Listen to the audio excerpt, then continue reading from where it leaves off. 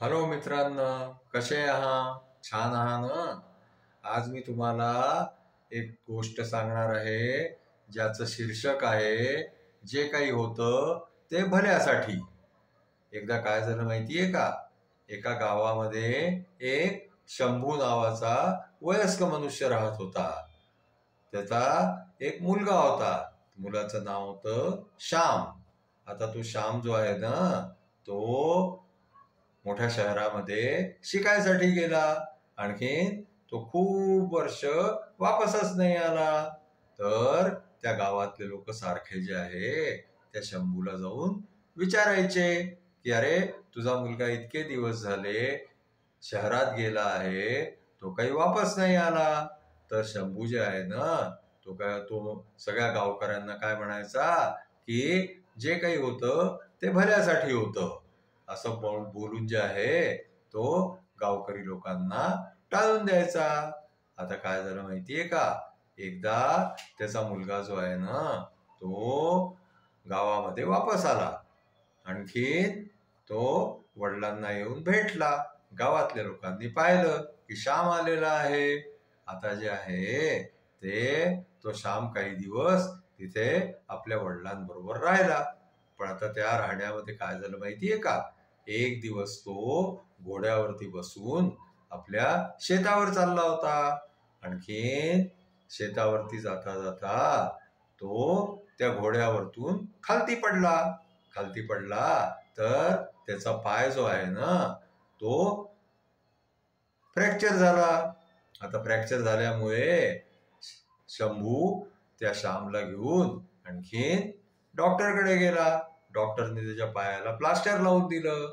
अशा प्रकारे जे आहे ते श्याम बिस्तऱ्यावरती येऊन गेला. आता काय झालं माहितीये का? की ते ज्या राज्यामध्ये राहत होते ना, त्या राज्यावरती जे आहे ते दुश्मनांनी हल्ला करून दिला. शेजारच्या राज्याचा जो राजा होता ना, त्यांनी आपले सैनिक पाठवून त्या राज्यावरती आक्रमण केला.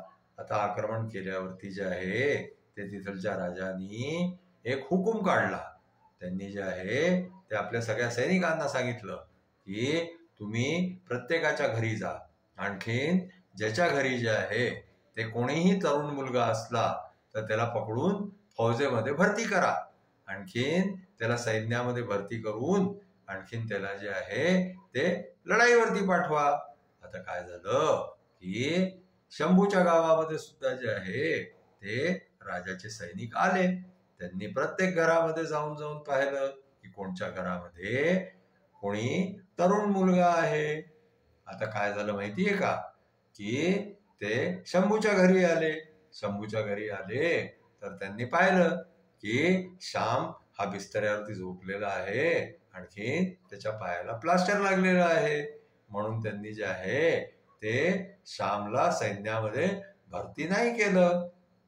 आता काय झालं की सैनिक जे आहे ते शंभूच्या गावातून चालले गेले. मग गावकरी लोक सगळे जे आहे ना ते शंभूकडे एकत्र झाले.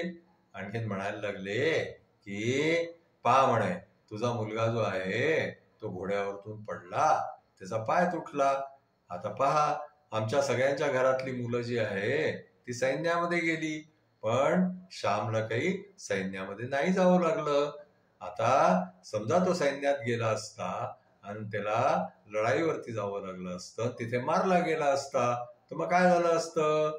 तर त्याच्यावरती शंभू हेच म्हणाला की जे काही होतं ते भल्यासाठी होतं.